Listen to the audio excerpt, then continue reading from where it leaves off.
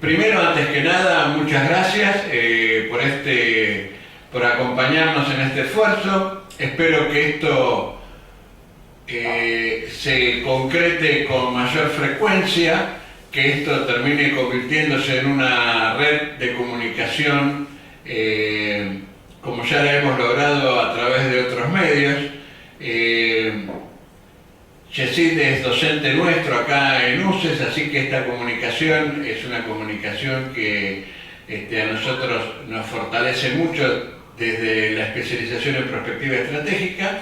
Y bueno, la presentación de hoy es un trabajo realizado por el licenciado Andrés Ruiz Fonseca, de origen colombiano, que ya hace 9 años que vive acá en la Argentina. Él es economista egresado de la Universidad Nacional de Colombia. Cursó acá una maestría en gestión de ciencia, tecnología e innovación, en la cual el trabajo del cual va a presentar hoy es su tesis de maestría. Y en este momento, aparte de ser docente de la especialización en prospectiva estratégica, donde dicta la asignatura Construcción de Escenarios, se encuentra doctorando el doctorado en Ciencias Empresariales y Sociales que se dicta acá en UCES. Más allá de eso, nuevamente muchas gracias, esperemos que esto lo podamos hacer de uso frecuente. Yesid, gracias por contar con nosotros, por invitarnos y por poder compartir esto. Muchas gracias. Yo soy Norberto Coaglia. Me olvidé. Gracias. Bueno, muchas gracias, Norberto. Comenzamos entonces con la presentación. Avísenme por favor si la ven. Listo. Listo. Bueno, el tema es la obsolescencia programada. Este es un link, el código QR que ven ahí es un link a un video de un documental que se llama Comprar, Tirar, Comprar, que es como la puerta de entrada a la obsolescencia programada. Si no lo han visto, ¿no están viendo la presentación? No, se está viendo atrás, entonces usted está, pero no sé si le puede compartir solo la presentación. Sí. O sea, nosotros lo... Yo pensé que la estaban viendo en pantalla. No en pantalla atrás, sino en la pantalla acá de... A ver, un segundo. Hace 10 minutos me la he compartido. Sí. Pensé que ya estaba compartida. No. Ahí. Gracias. ¿Ahí ya? ¿Ahora sí? No, señor. Sigue para no atrás. Señor. Se supone que ya. Ya. Bueno. Listo. ¿Listos? Ahí. Entonces, como les decía, Ok. este link es un documental que se llama Comprar, Tirar, Comprar. Y es la puerta de entrada a la obsolescencia programada. Es de una española. Cuando ustedes vean este link, si de verdad les interesa el tema de la obsolescencia programada, yo creo que sus vidas van a cambiar, así que cuidado con ir a verlo. Bueno. Un segundo porque se bloqueó.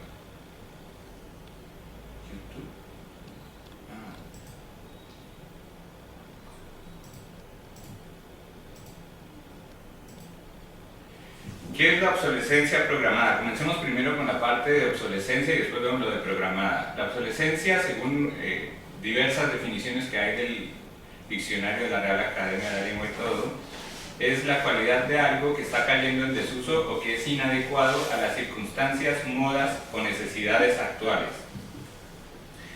Y a partir de esa definición surgen diversos tipos de obsolescencia. Hay muchos tipos de obsolescencia, pero vamos a ver 3 que son sobre los cuales se fundamenta especialmente la obsolescencia programada. Uno de esos tipos es la obsolescencia tecnológica, que es cuando surge una nueva tecnología mucho mejor que la anterior y deja la anterior obsoleta. Tenemos también la obsolescencia económica, Ustedes no alcanzan a ver la parte de abajo, ¿cierto? Sí, señor. ¿Ah, sí? Bueno, Sí, sí, señor. cualquier cosa me avisan. Tenemos la obsolescencia económica, que es cuando reemplazar el producto sale más barato que repararlo. Entonces, a veces vamos a reparar una impresora y nos dicen vale tanto, y resulta que vale casi lo mismo, igual o más inclusive, que comprarse una impresora nueva, con lo cual es mejor comprarse una nueva que mandar a arreglar la vieja. También sucede la obsolescencia económica cuando usar un aparato viejo con una tecnología antigua sale más costoso que comprar un aparato nuevo con una tecnología. ¿Me explico? En este caso, por ejemplo, esa aspiradora es una aspiradora antigua y quizás consuma más energía que la aspiradora nueva con otra tecnología. Entonces, lo que me voy a ahorrar en energía usando la aspiradora nueva, capaz que me cubre los gastos de comprarla. Esto pasa también mucho, sobre todo en los bienes de capital, porque se usan de manera mucho más intensiva y la relación costo-beneficio es mucho mayor. Y luego tenemos la obsolescencia percibida, que conocemos como obsolescencia psicológica o moda, en donde un artículo deja de ser atractivo solamente por cambios en el diseño o en los gustos o las preferencias de las personas.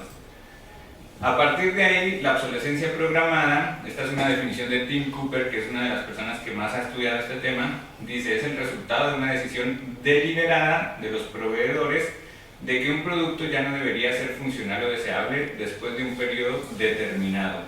¿Qué quiere decir? Que desde la concepción misma del producto se designa o se determina cuánto debería ser su vida útil y se puede manejar ese lapso de tiempo reduciéndolo. ¿Con qué intención? Obviamente para aumentar la frecuencia de compra de reemplazo. Entonces, si ahí la aspiradora duraba 30 años, le reducimos la vida útil a 5 o 6 años, las ventas van a ser mayores. Acá esta definición, aunque corta, es muy importante, que dice proveedores, no dice fabricantes. Y ahí eso engloba tanto al fabricante como al comerciante, porque el comerciante también puede reducir la vida útil de un producto, ya vamos a ver cómo. Y seguimos. Bueno, ¿cómo empezó lo de la obsolescencia programada? Tiene orígenes en la empresa, ¿no? Y en el sistema capitalista, obviamente. Inicialmente vamos a ver unos ejemplos y a partir de ahí vamos a ir entendiendo poco a poco cómo va esto de la obsolescencia programada. A comienzos de los años 20, el Forte era uno de los autos más vendidos y era un auto muy básico. Tenía una tecnología muy básica, todos eran negros porque era la pintura que más rápido secaba. La intención era tenerlos listos lo más pronto posible al menor precio. Su competencia, que era la General Motors, dijo: bueno, yo no puedo competir con Ford por precio, con lo cual tengo que hacer algo diferente. Y lo que hicieron ellos fue cambiar el diseño de los autos cada año y hacerlos más lindos. De esa forma incentivaron a la gente a renovar sus autos con mayor frecuencia, y eso les valió, después de cierto tiempo, aventajar a Ford, que era el líder de ventas, y desbancarlo del número 1.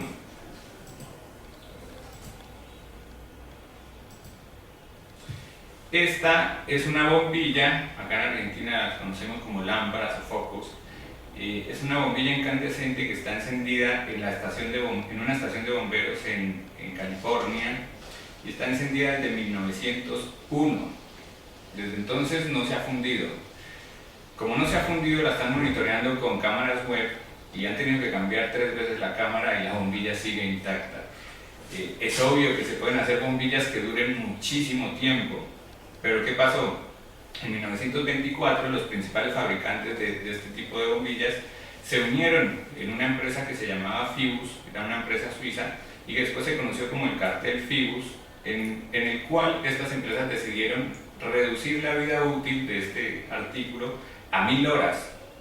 Por esa época se estaban ofreciendo 2500 horas de vida para estas bombillas e iba en aumento.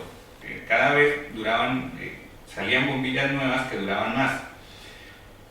Como ellos vieron que eso les iba a perjudicar las ventas, se colusionaron y dijeron, bueno, no vamos a hacer bombillas que duren más de 1000 horas. Eso les trajo consecuencias judiciales, los demandaron en Estados Unidos, y de hecho fueron penalizados, pero no pasó nada. Igual las bombillas siguieron teniendo la duración de 1000 horas y hay patentes de bombillas inclusive de 100.000 horas. ¿Cuáles son? Bueno, en la Gran Depresión, allá por 1932, hubo un señor que dijo, miren, para salir de esta depresión, nosotros deberíamos ponerle una fecha de caducidad a los artículos y penalizar a la gente que siga usando el artículo después de esa fecha y de esa forma incentivar la compra de reemplazo.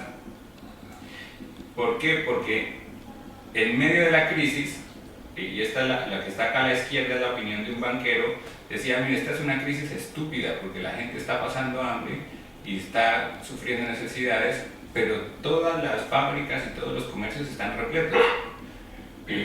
Entonces la decisión fue, ¿cómo hacemos para que la gente pueda comprar todo esto?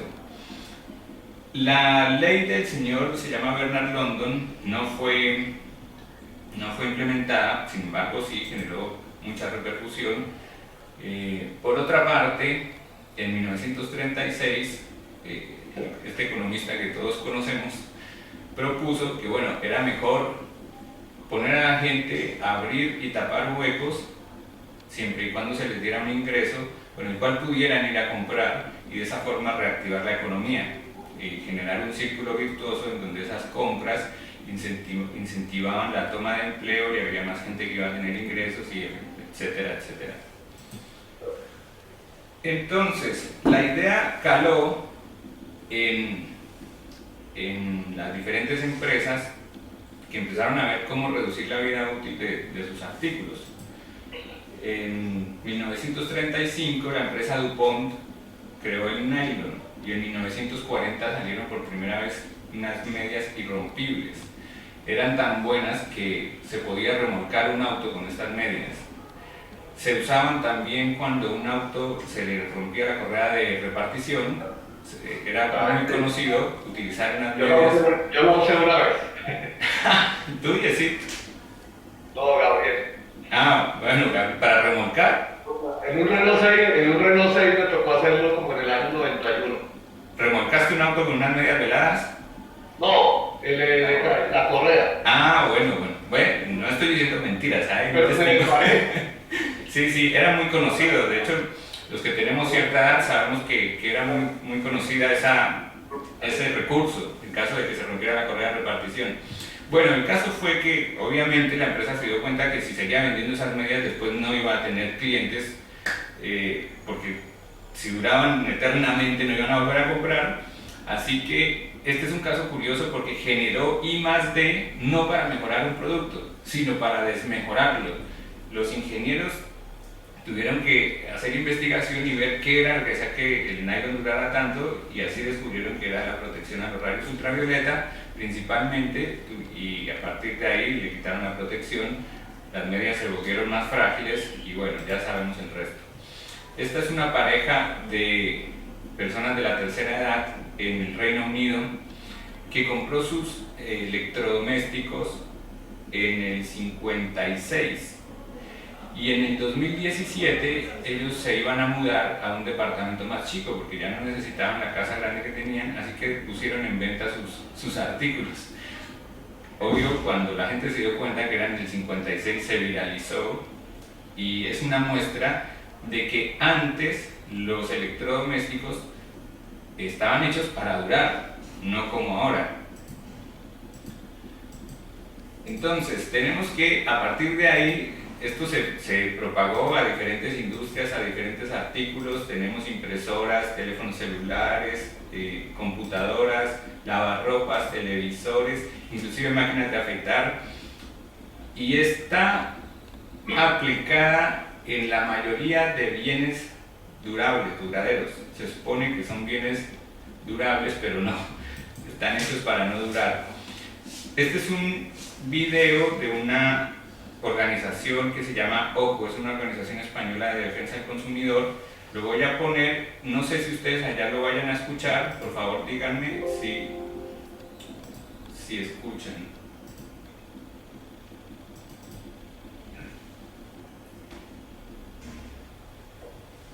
Yo tengo una heladera en mi casa, tiene 100 años, el central, de la Siam.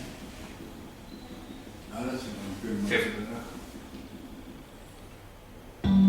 ¿Se escucha?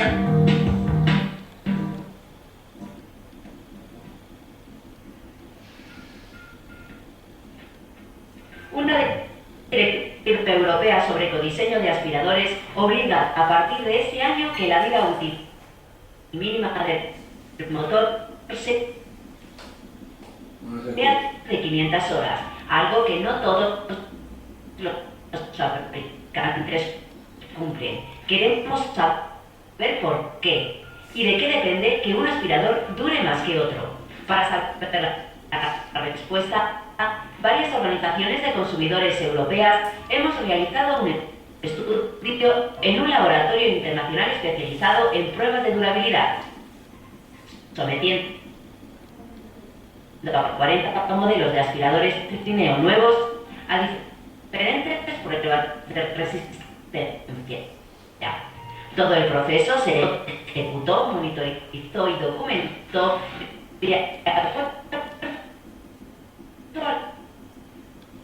los estándares europeos específicos para aspiradores. La prueba consistía en dejarlos funcionando a máxima potencia 24 horas al día hasta que fallaran o se pararan. El que menos duró fue 239 horas y el que más 1880 horas, 7 veces más. El laboratorio investigó la causa de cada una de las averías y en general los aspiradores fallaron por el desgaste de un pequeño componente, las escobillas de carbón, dos pequeñas piezas situadas en el motor que se desgastan por completo al estar sometidas a una constante fricción. Nos propusimos sustituirlas. Acudimos a un laboratorio especializado en estudios de reparación de electrodomésticos. Aquí los técnicos siguen un protocolo estandarizado y evalúan 40 criterios específicos. Los resultados muestran que en uno de cada 4 modelos cambiar las escobillas es una operación sencilla y en el resto su propio diseño lo dificulta y a veces lo hace imposible. Una vez cambiadas, solo en los modelos que lo permitieron, descubrimos que el aspirador vuelve a funcionar, lo que significa que el aparato podría seguir viviendo unos años más. Ahora que sabemos la verdad, preguntamos de manera anónima a los servicios técnicos oficiales e independientes. Por lo general nos dicen que la causa de la avería es el motor. Nunca nos dan la opción de cambiar solo las escobillas. Incluso algunas marcas ni siquiera proporcionan su recambio. Pero ¿para qué cambiar el motor entero si el problema está solo en las escobillas? Tememos que la razón se encuentra en el total a pagar. Según un estudio reciente de OCU, poner un motor nuevo cuesta entre 74 y 100 euros y el recambio de las escobillas entre 2 y 20 euros. El consumidor deberá decidir entre reparar el aspirador o comprar uno nuevo, lo que no contribuye ni a la economía circular ni al medio ambiente. OCU pide a los fabricantes de aspiradoras y en general de productos duraderos que sus productos se puedan reparar y no cuando se nos estropea una pequeña pieza tener que tirar ese producto, generar un residuo, generar algo que tiene que ir a reciclar y que el consumidor tenga que desembolsar una gran cantidad de dinero. Por tanto, pedimos que desde el inicio se tenga en cuenta la durabilidad del producto, la reparabilidad y en concreto que pensemos ya en clave de economía circular y no en economía lineal. ¿Qué pasaría si se fabricaran aspiradores que duraran más? Para comprobarlo, pedimos al laboratorio que probara un modelo que utiliza un motor sin escobillas y ha estado funcionando durante 4.000 horas, más de 20 años de vida. Por lo tanto, mayor durabilidad es posible, pero ¿interesa?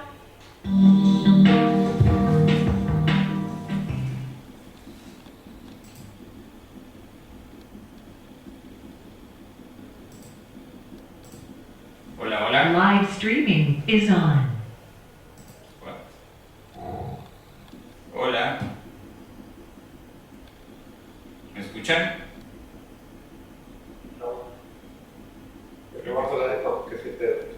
Hola. Sí, se ha desconectado, ya lo escuchamos. Yo creo que es mejor seguir con la conferencia, usted nos regala por favor los links de la presentación porque se corta, no se escucha. ¿No se pudo ver el video?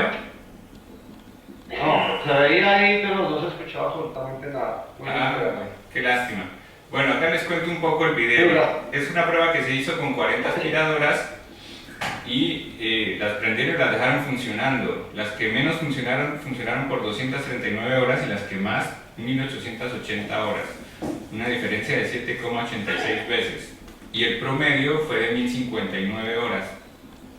La pieza que falla es una escobilla que vale más o menos 2 euros. Pero las empresas no, cuando se llama a hacer el reclamo, dicen que hay que cambiar el motor completo. Y además, una de cada 4 aspiradoras sí permite hacer el recambio de las escobillas. En las otras se dificulta directamente desde la fabricación, como sellando el motor o soldando las piezas para que no se pueda hacer el cambio solamente de las escobillas, sino que hay que cambiar el motor completo.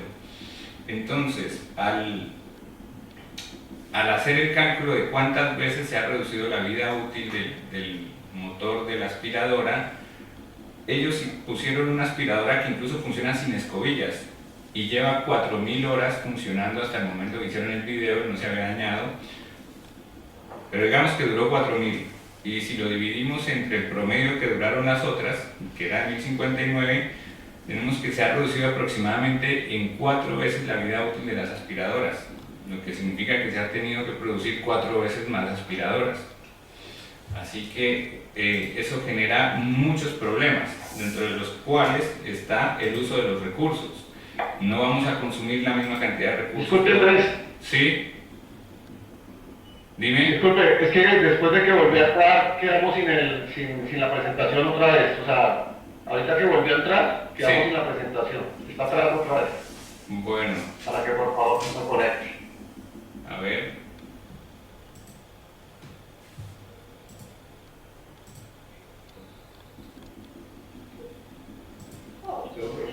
Todas las empresas lo que han hecho ustedes.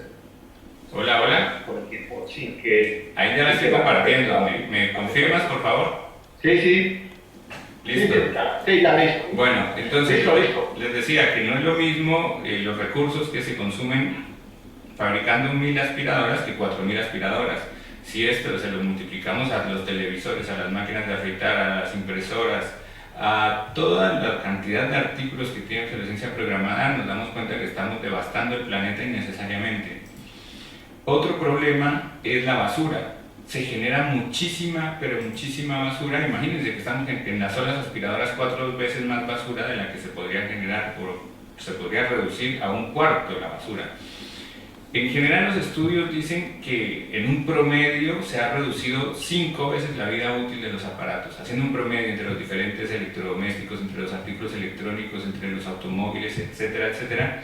El promedio es aproximadamente 5 veces lo que se ha reducido la vida útil de los artefactos. Vemos que el crecimiento de los residuos sólidos, no voy a entrar a hacer un análisis de los datos, simplemente rápidamente les digo, el crecimiento de los residuos sólidos es más o menos del 2% anual, mientras que el de los residuos electrónicos es entre el 3 y el 4%, es el doble. Esto está preocupando bastante y obviamente la generación de basura es algo que está ya marcando un límite a nuestro crecimiento, un límite a nuestro consumo, y hay que empezar a pensar seriamente en eso. Otro problema que genera la obsolescencia programada es el consumo de energía. Se va a gastar mucha más energía consumiendo 5 veces más productos de los que se tendrían que producir. Así que, y no solo eso, sino que tengan en cuenta que hay que transportarlos.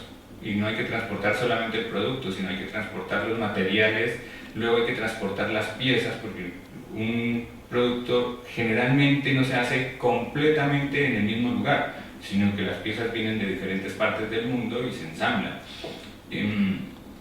Con lo cual hay que transportar, además de los materiales y las piezas, después el producto terminado para la distribución, más súmale lo que gasta la gente para ir a comprarlo, en fin, la energía que se consume es muchísima. Y el empleo, que en realidad el empleo la mayoría de gente lo ve como una bendición de la obsolescencia programada, y de hecho por eso fue que surgió tras la crisis del 29. Sin embargo, creo que hay un problema ahí, y es que estamos trabajando innecesariamente y o sea, por una parte estamos desperdiciando trabajo y estamos con ese trabajo generando otros problemas, como ya dijimos, de basura, de consumo de energía, etc. Y no pensamos cómo generar empleo de una forma que se agregue valor a la sociedad y no producir lo mismo una y otra vez. Y el último problema es la cultura. Nosotros estamos en la sociedad del consumo, en donde se valora a las personas por lo que tienen, y además tenemos inserto en el ADN un miedo terrible por lo que pueda venir hacia adelante, así que siempre estamos tratando de acumular, de comprar un seguro de salud, de comprar un seguro de tal cosa, y de planificar todo de tal forma que podamos asegurar nuestro futuro. Ese es un miedo que nos han imbuido, y que si vemos algunas culturas no viven con ese miedo, otras culturas, pero nosotros en el sistema capitalista vivimos con ese miedo permanente. Hay unos multiplicadores de estos problemas que acabo de mencionar. Como dije, están los problemas de las basuras, la energía, el empleo, etcétera, y la cultura, y hay que ver que todo eso no es solo para el producto, sino, como dije anteriormente, también para la extracción de materiales que también requieren energía, transporte, empleo, etc.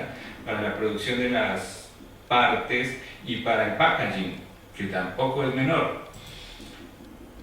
El primer multiplicador es el empleo. Toda la gente que tiene que hacer eso se tiene que desplazar.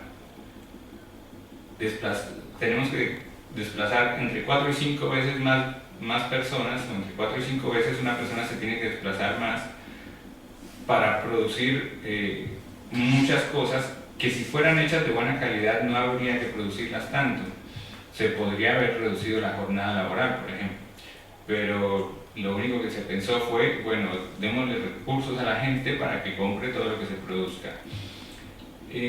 Y ese desplazamiento generalmente se hace en vehículos que funcionan a gasolina o a nafta, como le dicen acá en Argentina, y los vehículos también tienen obsolescencia programada, bien sea psicológica o sea tecnológica. La gente cambia su vehículo sin necesidad de que se dañe. ¿Por qué? Porque el nuevo es más lindo, porque tiene alguna cosa adicional, etcétera, etcétera. Y luego esos vehículos también consumen energía, consumen combustibles que requieren transporte, y todo eso demanda logística, demanda computadores, demanda celulares. Entonces lo que tenemos es una red de artículos con la reducción de la vida útil que no sabemos ni siquiera dónde empieza y dónde termina. Está todo interconectado. Para hacer un artículo necesitamos muchos otros que también tienen obsolescencia programada. Entonces estamos casi que esclavizándonos nosotros mismos como especie para hacer las mismas cosas una y otra vez, solo porque no las hacemos de buena calidad.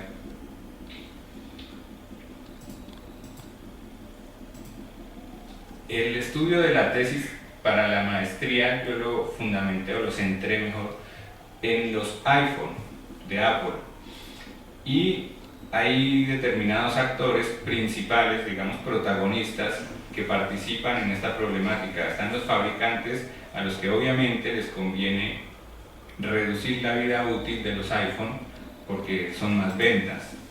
De la misma forma, los fabricantes de las partes también, a ellos también les conviene que no duren mucho los smartphones porque les van a comprar más partes. Los comercializadores, que generalmente son las empresas de datos, antes las conocíamos como operadoras de telefonía celular, ahora son empresas de datos, también les conviene porque por los contratos que se generan. Los reparadores, entre más se dañe un artículo, obviamente ellos van a tener más trabajo. El gobierno, porque entre más ventas haya, más ingresos va a recibir, y aparte de eso les quita el problema de la generación de empleo. Y los consumidores, que aunque no lo parezca, somos felices comprando lo mismo una y otra vez. Acá, por ejemplo, está la fila de clientes dispuestos a pagar por el nuevo iPhone, que es una fila... ¿Sí? Hola, hola, ¿qué me dicen?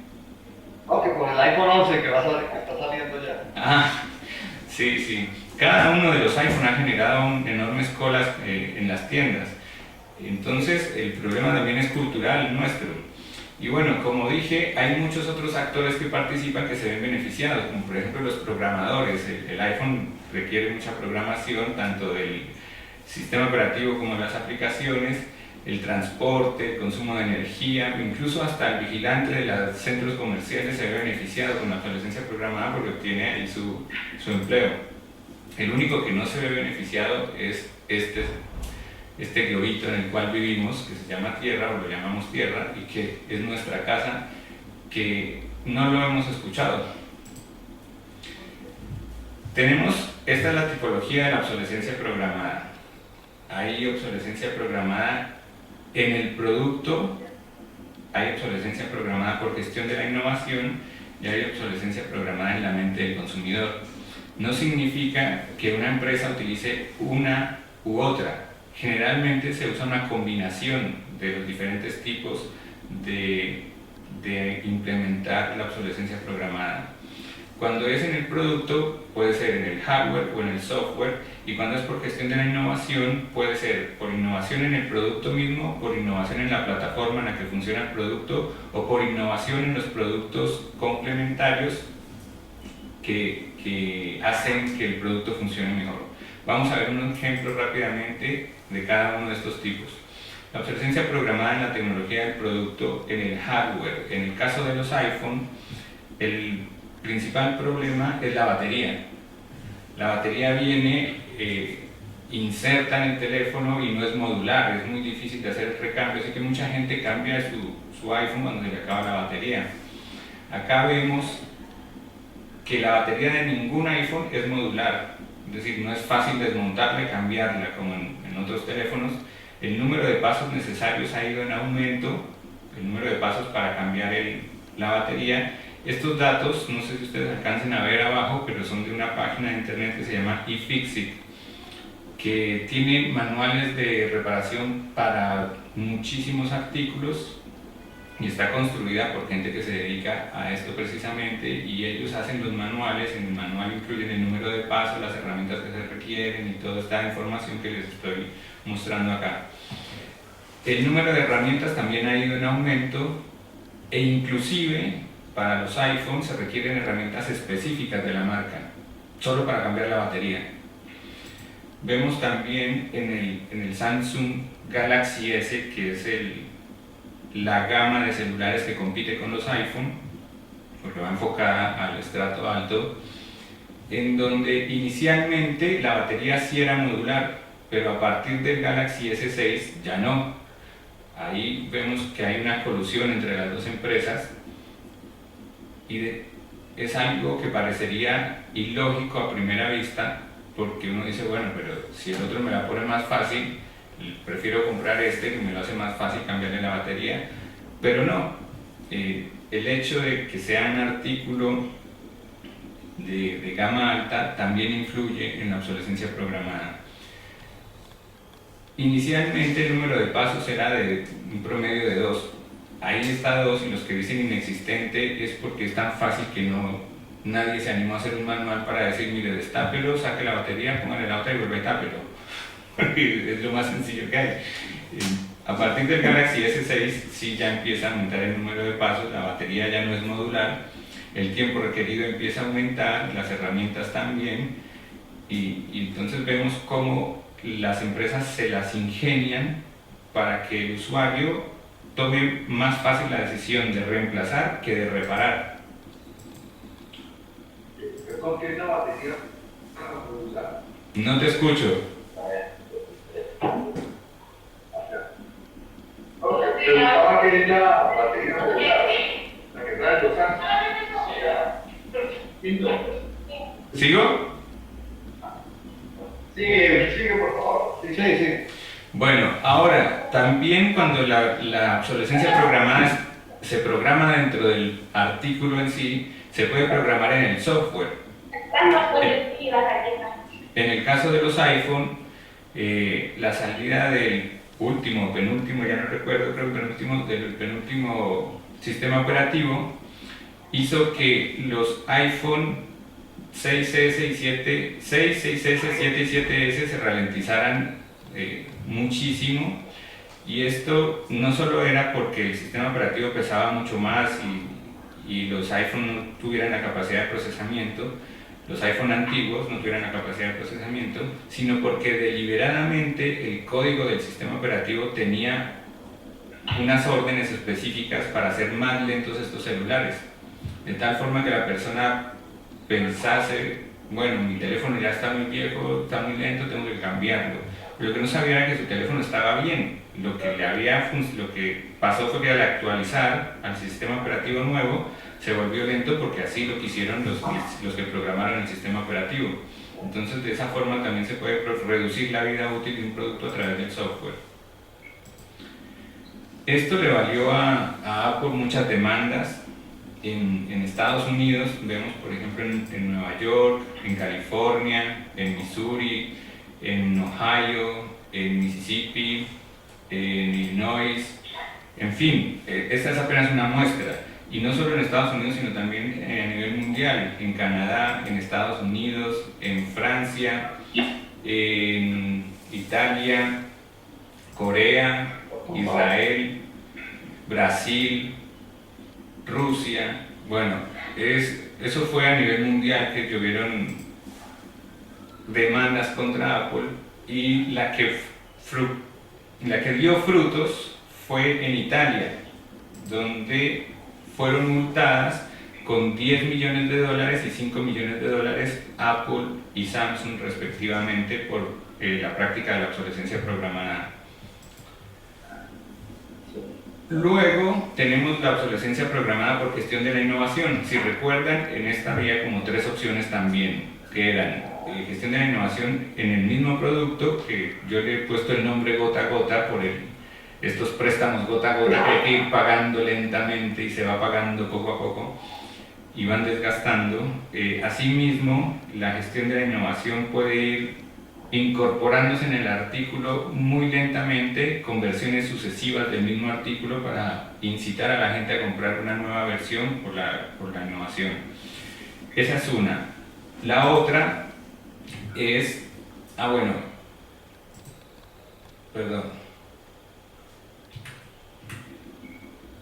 la otra es en la plataforma y la otra es en los artículos complementarios, pero ya lo vamos a ver.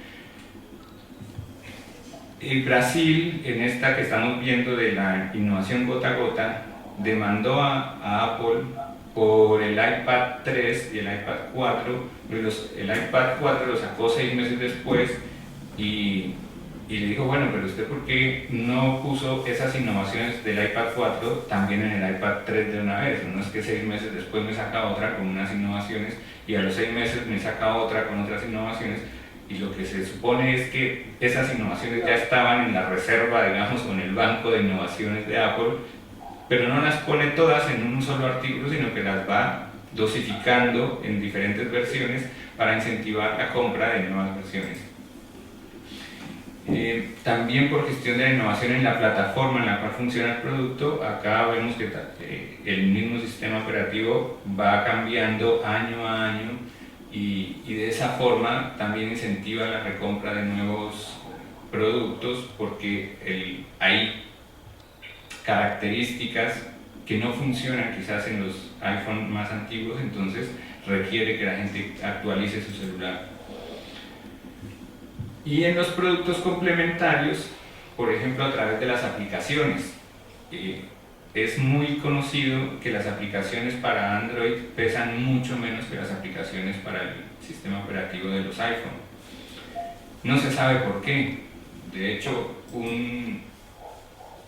uno de los fundadores de un laboratorio que desarrolla este tipo de aplicaciones dijo que la gente de Apple empuja a los desarrolladores a diseñar aplicaciones que solamente funcionan en el último sistema operativo, y además las mismas aplicaciones pesan más en el sistema operativo de los iPhone que en Android, y no se sabe por qué. Un desarrollador dijo, bueno, voy a hacer un juego un juego normal para celular y lo cargó en los dos sistemas, en Android y en el iOS, y se dio cuenta que efectivamente pesaba más en el sistema de Apple, y dice, por lo tanto espero que ayude.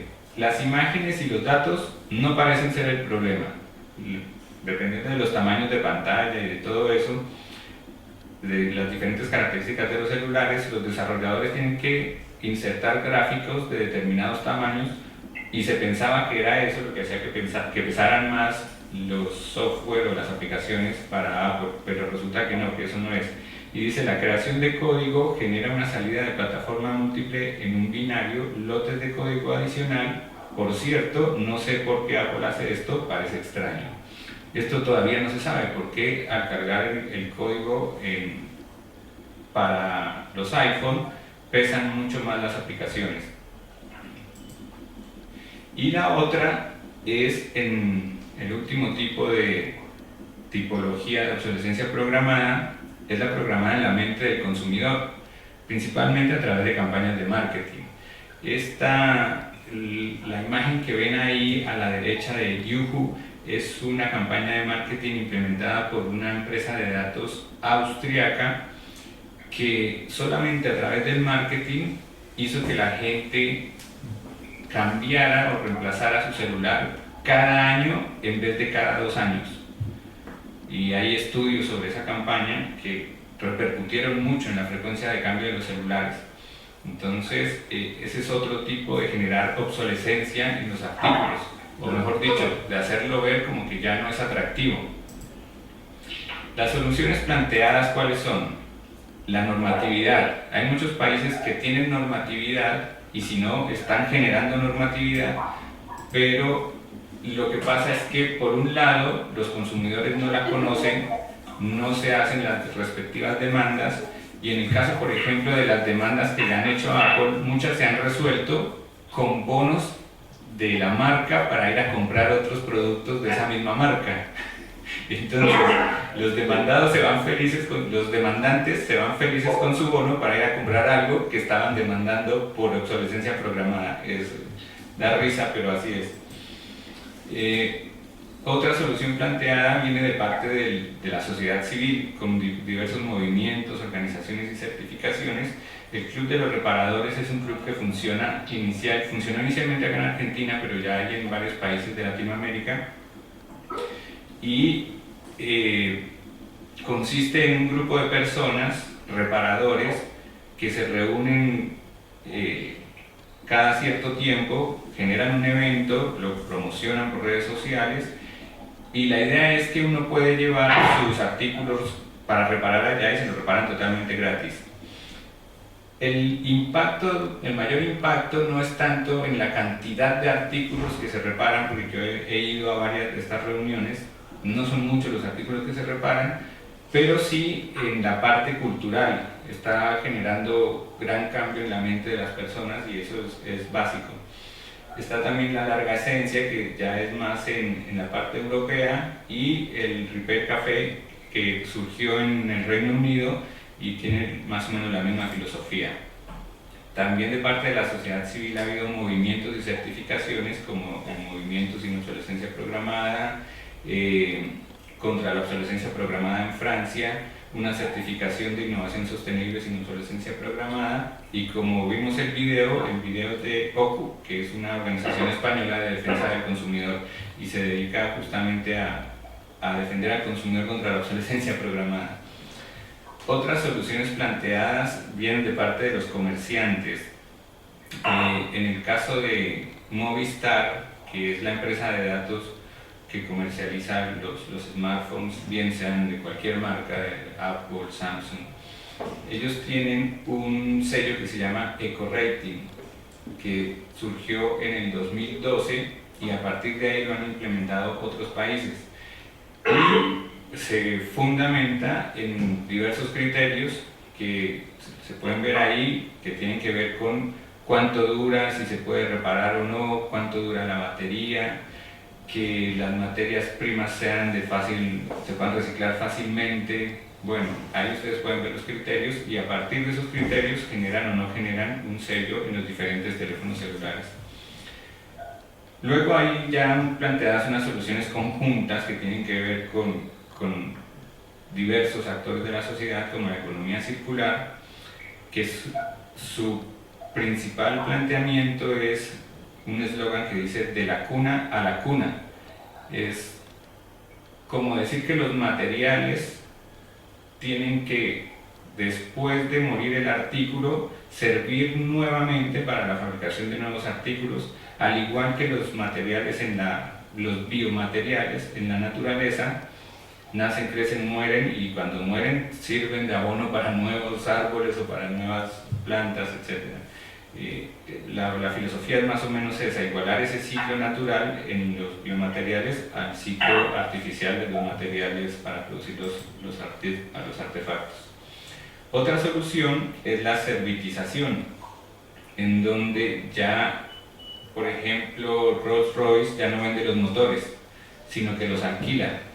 Y eso tiene un cambio muy grande en cuanto a la duración de los motores, porque antes a Rolls-Royce le favorecía más que el motor no funcionara tan bien o no durara tanto tiempo, porque luego no lo iban a comprar, pero al no traspasar la propiedad, sino ser él, la empresa, la dueña del motor, le conviene que dure, porque si no tiene que ir a repararlo o tiene que ir a cambiarlo. Entonces es un modelo que se está implementando también en la parte de impresión, donde ya no se venden las impresoras, especialmente en las relaciones B2B, no se venden las impresoras a las empresas, sino que se les presta el servicio de impresión. De esa forma ya le conviene a los fabricantes de las impresoras que las impresoras duren, que los cartuchos duren, que sean eficientes, porque si no tienen que ir a hacer mantenimiento, tienen que repararlas o tienen que reemplazarlas, y esto ha funcionado muy bien. Desde mi punto de vista, la economía circular es buena porque te resuelve parte del problema, te resuelve el problema de los recursos, porque quizás ya no haya que extraer tantos recursos, te resuelve el problema de las basuras, porque se supone que ahora, al poder reciclar todo eso, esa basura va a desaparecer o en gran medida podría reutilizarse, pero no resuelve el problema de la energía que se genera, que se gasta, que se consume, produciendo lo mismo una y otra vez, 5 o 6 veces más. Tampoco resuelve el problema del trabajo que se desperdicia haciendo lo mismo una y otra vez, cuando es trabajo de gente que se esfuerza, que podría dedicarse a otras cosas que de verdad le agreguen valor a la sociedad. Entonces, es una ayuda, es una parte de la solución, pero no es toda la solución. Conjugándola con esta, quizá por ahí se lograra un beneficio mayor, porque acá sí la idea es reducir la producción. Al fabricante, al no perder la propiedad, le conviene que el artículo dure lo máximo posible. Y por último, una reflexión. Nosotros estamos llegando a la 4ª revolución industrial, si es que no llegó ya. Y en muchos países del mundo se están preguntando qué implicancias o qué consecuencias va a tener la 4ª revolución industrial sobre el empleo. De hecho, nosotros acá con Norberto participamos en un trabajo para el Senado sobre el futuro del empleo en Argentina, y tiene que ver con esto de la 4ª revolución industrial. También hicimos un estudio para el INED y tiene que ver con la 4ª revolución industrial, y como dije, son muchos los países que están haciendo estudios para ver cómo enfrentar la 4ª revolución industrial, porque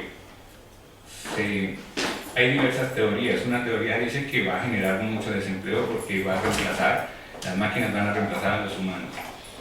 Otras dicen que, bueno, que en realidad se va a generar más empleo porque la gente que va a ser reemplazada puede desempeñarse ahora de otra forma y con otras cualificaciones, produciendo esas máquinas, reemplazando esas máquinas, programando esas máquinas, en fin. De cualquiera de las dos formas, hay un temor muy grande en la sociedad sobre qué va a pasar con la 4ª revolución industrial y cuáles van a ser sus consecuencias sobre el empleo. Y es bueno repasar un poco la historia de lo que hemos hecho nosotros con las diferentes revoluciones industriales. En la primera, que fue por allá por el siglo XVIII, 1780 más o menos, con la máquina de vapor, la humanidad pasó de ser una sociedad predominantemente rural a una sociedad urbana. Luego en la segunda revolución industrial, que consistió básicamente en la incorporación de la electricidad en los procesos productivos, y luego vino lo de los cambios en los procesos productivos propuestos por Taylor y Fayol, que aumentaron también la productividad, nos convertimos en la sociedad del consumo a través de la obsolescencia programada, como hemos visto. Luego, con la tercera revolución industrial, que fundamentalmente tuvo que ver con las tecnologías de la información y las comunicaciones y la electrónica, nos convertimos o nos estamos convirtiendo en la sociedad del conocimiento, y la reflexión es, bueno, ¿qué queremos ser después con esta cuarta revolución industrial? ¿Qué tipo de sociedad queremos ser? Porque, como les comentaba, muchos países están haciendo estudios a ver qué repercusiones tiene esto sobre el empleo. Todas estas tecnologías van a generar despidos, probablemente sí, habrá que recapacitar a las personas para que puedan desempeñarse en otros trabajos. ¿Y cuál va a ser la solución? Nosotros en el pasado tomamos una solución que no ha salido muy bien, y fue producir lo mismo una y otra vez para generar empleo. En realidad esa fue la decisión que se tomó, y se tomó porque se vio el problema solamente desde la perspectiva empresarial y del gobierno. Por lo mismo, solo se pensó en darle la oportunidad a la gente para comprar el excedente de producción de las fábricas, pero no se tuvieron en cuenta otras opciones como reducir la producción. El decrecimiento es algo que está planteado por muchos actores, entre esos... ¿Hola? No, tranquilo, siga. Bueno, una es el decrecimiento, otra sería nuevas formas de generar empleo, pero que agreguen valor a la sociedad, por reducir la jornada laboral y distribuir los beneficios de los aumentos en productividad equitativamente entre los dueños del capital y los trabajadores. Bueno, no estoy diciendo qué es lo que se tiene que hacer, pero sí digo que tenemos que verlo con una mirada más integral para tomar mejores decisiones. Quizás en 1929, 1930 y los 40, el hecho de producir lo mismo una y otra vez no fuera tan problemático, porque éramos apenas un poco más de 1.000 millones de personas en 1930, 1.200 más o menos. Pero ahora que somos 7.000 ya la cosa cambia, y somos 7.000 que tienen un consumo como 3 o 4 veces mayor que lo que se consumía en esa época. Así que ya no podemos darnos ese privilegio, tenemos que pensar muy bien cómo vamos a afrontar esta cuarta revolución industrial. Con esa reflexión termino. En la presentación dejo después una bibliografía de referencia, y acá tienen mis datos por si... Este es un link a una encuesta que hice hace un rato, y acá tienen mis datos por si cualquier cosa. Ahora sí, bueno, preguntas que tengan.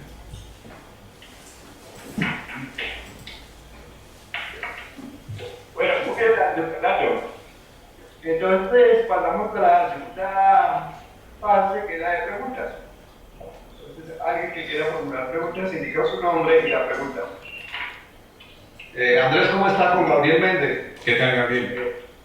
Yo soy aquí profesional de la oficina TIC, pero soy economista porque estoy más para la parte de información financiera y estas cosas. Pero digamos, más que la pregunta es como la reflexión que usted hizo casi que al final, que lo difícil es en el sistema capitalista lograr un equilibrio de lo que usted hablaba, entre prácticamente es una pelea entre el crecimiento económico y el empleo y la parte ambiental, y otra parte que entra ahí, que es la que usted nombró también, que es la parte cultural. Entonces, un tema, digamos, si esto no se hubiera dado de que se programe de que se acaben los artículos más rápido, pues quién sabe qué hubiera pasado con el empleo, ¿no? Pero entonces ahí el tema es hasta dónde estamos afectando el planeta, y hasta dónde una de las formas a futuro es que los grandes multinacionales y los todopoderosos, que son los que tienen el capital, realmente estén dispuestos a que bajen sus márgenes, pero porque si uno tiene una empresa y yo soy capitalista, pues yo siempre voy a buscar un margen grande, y ese tema de que es que voy a tener conciencia ambiental, pues es como bastante difícil, digamos, digamos que es un tema que lo tiene que cambiar en la sociedad nosotros como tal, más que los empresarios, porque yo no veo que un empresario capitalista lo vaya a hacer. Entonces, con todos esos grupos que usted estaba nombrando ahí, es a futuro uno buscar realmente que la cultura nuestra, que ya nos volvieron unos consumistas, gracias a Dios en el tema de los celulares yo no he caído en ese, pero uno cae, digamos, si no cae en eso, cae en la ropa, si no cae en la ropa, cae en la vivienda, si no cae en los carros. En los carros sí he caído. Digamos que el tema es más cultural de nosotros, la sociedad, que se logren realmente formar grupos a nivel internacional, donde pues igual lo que pasa es que si se deja de consumir, entonces uno dice, el empleo a dónde va, o sea, se vuelve como un ciclo, digamos, que qué es lo que le conviene realmente a la sociedad, y como usted lo dijo también al final, hace 50 años o 30 años eran 1.000 millones de habitantes, hoy yo creo que ya estamos llegando a los 500 millones. Digamos que hay un poco de preguntas que no son fáciles de responder frente a ese tema. Bueno, ¿y cuál es la pregunta? Más una reflexión, digamos, frente a todo ese tema. Ah, bueno. ¿Sí? O sea, que quedan un resto de preguntas que yo no creo que los empresarios capitalistas nunca vayan a querer bajar sus márgenes, y es bastante difícil si la sociedad no nos unimos realmente frente a todo ese tema. Sí, Gabriel, tienes toda la razón. De hecho, en las últimas diapositivas vemos que las soluciones son planteadas más desde la sociedad civil. Todo esto del Club de los Reparadores y el Primer Café, los sellos, vienen generalmente de la sociedad civil. Y la sociedad civil está teniendo un cambio cultural que, aunque incipiente, yo diría que puede generar un cambio en el consumo en el futuro cercano. No digo que en un futuro próximo, pero sí en un futuro cercano. Sin embargo, por otro lado, yo también soy pesimista respecto a algunas cosas. Por ejemplo, lo que tú dijiste, las empresas que manejan grandes volúmenes a nivel internacional. ¿Hola? Sí, lo estamos escuchando. Bueno, y en fin, todos los que se benefician con el sistema capitalista y que están empeñados en mantenerlo, van a tratar de mantenerlo hasta el máximo posible. De todas formas, vemos que es un sistema que, hablando de obsolescencia, en algún punto va a quedar obsoleto porque ya no se va a adecuar a las necesidades actuales de su momento. Me explico, va a llegar un momento en el que no podemos más de basura, en el que no podemos seguir sosteniendo ese nivel de consumo porque nos va a desbordar, y en ese momento algo habrá que hacer.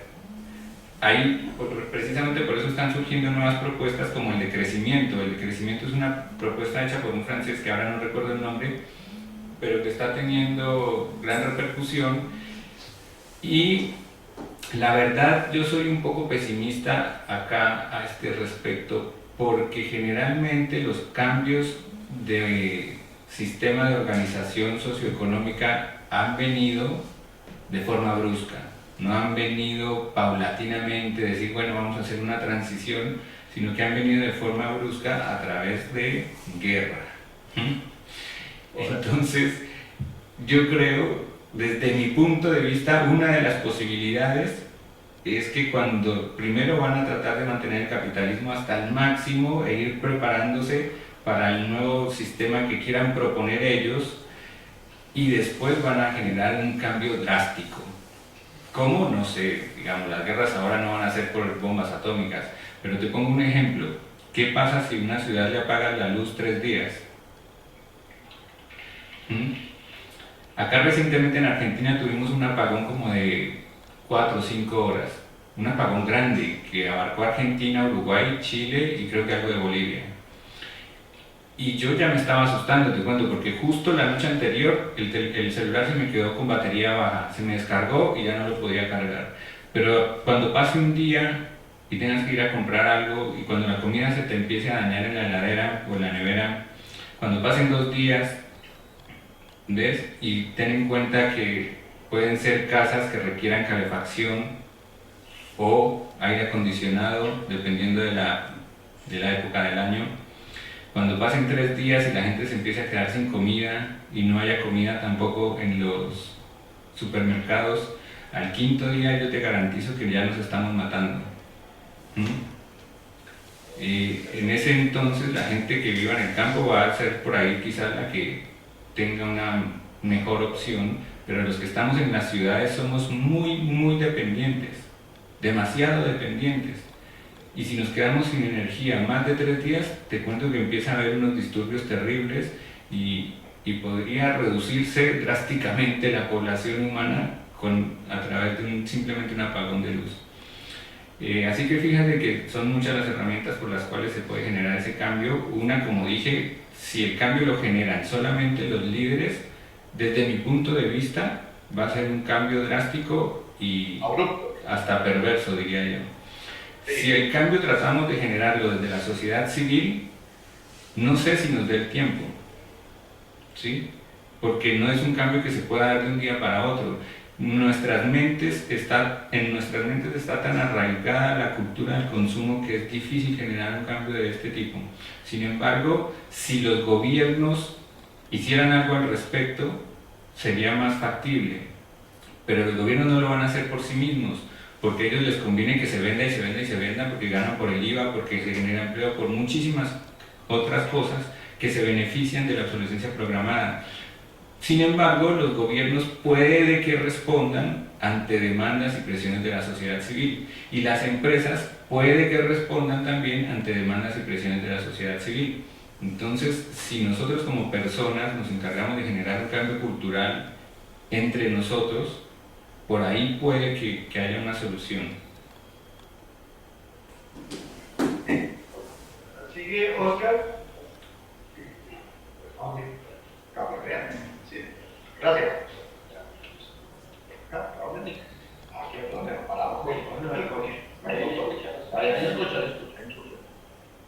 Hay que Buenos días. ¿Qué tal, Oscar? Y yo trabajo con la parte del agua y especialmente con el agua subterránea. Obviamente uno, respecto a lo que yo hago y lo que está diciendo, pues uno busca la directa, porque entiendo que allí se manejan muchos equipos para perforación, para exploración, etc. Pero mi inquietud es un poco más, digamos, individual y también social, en el sentido de que este tema, pues yo no lo había escuchado con una metodología como está hecho hoy y que de todas formas me lleva a una reflexión, porque en general nosotros los del común, somos economistas, nosotros trabajamos en publicidad, etcétera, creemos que sí hay algo mal, tanto los celulares, tantos carros, y de pronto uno no sabe si uno es el que está bien o el que está mal con respecto a estas cosas que significa pensar que por qué se produce tan rápido, porque tengo que cambiar el carro, no le damos tiempo nada con una persona, digamos, es común. Entonces, me parece muy importante, digamos, como una medida también la discusión de este tema, para que creo que ustedes lo están haciendo, pero como una reflexión de esta exposición, para poder llevar a la gente y que empiece a trabajar desde el punto de vista de nosotros, más claro cómo es el problema ese de la obsolescencia. Y por otra parte, no sé si usted conozca los libros de Marcuse, Meros y Civilización, tal vez, y el otro Diccionario, en que hace como unos 40 años, Oscar, perdón, pero es que se escucha entrecortado y no te entendí quién es el autor ni cuáles son los libros. Que module. ¿Aló? Sí. Sí, te escucho, pero si puedes, por favor, un poco más fuerte y más claro, porque no te escuché bien cuál es el autor ni cuáles son los libros. Ya, el de Marcuse con Negros y Civilización Y hombre, me mencionan, bueno, su objetivo siempre fue que se acomodaran las horas de trabajo con la tecnología que se llevaba en ese momento. Usted dice que pues, precisamente inventaron otra posibilidad de esto de aporte y el tiempo entonces se volvió lo mismo, trabajar 8 o 10 horas, etcétera, por desempleo. Entonces, si tiene ese análisis y si por ahí sería un poco hacia donde podríamos ir, no dejando esta obsolescencia programada, sino ya los productos de calidad para que vayan en beneficio de la gente que trabaje menos y se dedique a otras cosas más importantes y creativas. Bueno, la primera parte respecto a la difusión del tema, sí, tenemos un grave problema porque muy poca gente conoce el tema de la obsolescencia programada. De hecho, yo cuando he presentado esto en salas con auditorio, hago la pregunta inicialmente. Digo, bueno, ¿quiénes de ustedes saben lo que es obsolescencia programada? No, perdón, primero hago otra pregunta, que es, ¿quiénes de ustedes han escuchado el término de obsolescencia programada? Y te digo que en general no pasa de 4 personas, entre 60 o 70 personas, no pasa de 4 o 5. O sea que la proporción de gente que ha escuchado el término de obsolescencia programada es muy baja, es menos del 10%. Y segundo, cuando hago la otra pregunta, les digo, bueno, de ustedes 4 que dijeron que habían escuchado el término, ¿quién sabe lo que es exactamente la obsolescencia programada? ¿Quién sabe en qué consiste la obsolescencia programada? Y de esos 4, uno me dice una aproximación de lo que es la obsolescencia programada. Entonces, es algo que tenemos que difundir por todos los medios posibles para generar conciencia que no podemos seguir en este mundo generando tanta basura, consumiendo tanta energía, generando esa basura, malgastando nuestro tiempo como seres humanos haciendo basura, porque la verdad, mira, yo no sé si te acuerdas de la diapositiva de los multiplicadores, pero es una red de obsolescencia programada donde tú, para hacer un artículo, se utilizan muchos otros artículos que también tienen obsolescencia programada, y entonces nos hemos esclavizado nosotros mismos, y quizás, como tú mismo planteaste, por ahí no podríamos producir un quinto o una sexta parte de lo que se produce y vivir con el mismo nivel de calidad de vida. Inclusive mejor, porque no tendríamos que trabajar tanto. Se podría reducir la jornada de trabajo. ¿Ves? De hecho, precisamente se habla ahora de la renta universal, que es darle dinero a la gente, una renta básica, para que piense mejor en qué va a dedicar su tiempo y lo dedique en las cosas que le apasionan. Nosotros trabajamos 8 horas diarias, más 2 que pasamos inmersos en el tráfico. Bueno, yo no, porque afortunadamente vivo cerca, pero la mayoría de la gente sí pasa 2 horas, sobre todo en Bogotá, que ya sabemos cómo es el tráfico. O más. 2 horas o más. Son 10 horas, ponle 2 comiendo, son 12, ponle 8 durmiendo, son 20, y te queda muy poco tiempo para ver una serie de Netflix, para ver La Casa de Papel, y quizás para leer algo, pero tu vida se está yendo en cosas que no son buenas ni para ti ni para la sociedad, ¿sí? Entonces, por una parte tenemos que volver a apropiarnos de nuestro tiempo, ser conscientes que estamos en este mundo y que el día de mañana, cuando nos estemos despidiendo de este mundo y volteemos para atrás y digamos, bueno, ¿qué hice yo con mi vida? ¿Qué tan contentos, qué tan satisfechos estaremos de decir, sí, me la pasé trabajando todo este tiempo haciendo esto y esto y esto y esto, y fue benéfico o no fue benéfico? Lo gocé, porque esa es la otra, ¿no? Entramos ya en una discusión más ontológica, pero ¿lo gocé o no lo gocé? ¿Mi existencia fue agradable, fue satisfactoria? En fin, entran a jugar muchas cosas que hacen que se replantee esto de estar fabricando lo mismo una y otra vez, y cuáles son las implicaciones, tanto materiales, culturales y espirituales. Y lo otro que me comentaste, lo de los libros, mira, no te escuché muy bien, pero creo que no conozco el autor ni los libros. Si me lo puedes pasar por el chat, te agradezco. Y tampoco te escuché muy bien cuál es el planteamiento del autor, por eso no te puedo escuchamos responder. nada. Norberto se está quejando acá que no escucho. Si quieres, repíteme el planteamiento del autor o... El autor era Marcuse.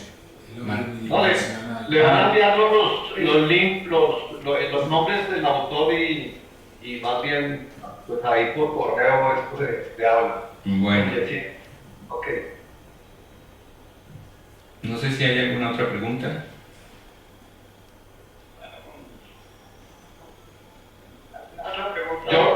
Yo siempre he pensado lo último que usted dijo. Yo creo que hoy muy pronto iría a renunciar porque uno siempre se pega de cosas materiales y se le olvida el resto que es más importante. Bueno, Gabriel, hay que pensarlo, hay que pensarlo. Es fácil, uno lo dice y lo predica, pero a veces para ejecutarlo no es tan fácil. Sí, efectivamente. Bueno, muy bien, muchas gracias por la conferencia. Creo que al final ha sido una de las reflexiones más importantes sobre el sentido de la vida, de la felicidad y del bienestar. Entonces, seguiremos en sintonía y la verdad que muchas gracias por la valiosa conferencia. Yesid, con mucho gusto. Cualquier cosa ya sabes que estoy a tu disposición. Fue un placer en realidad. Ok, muchas gracias a los dos. Muchas gracias. Bueno. Un abrazo, compatriotas, y que estén muy bien. Mira, aquí que le hago.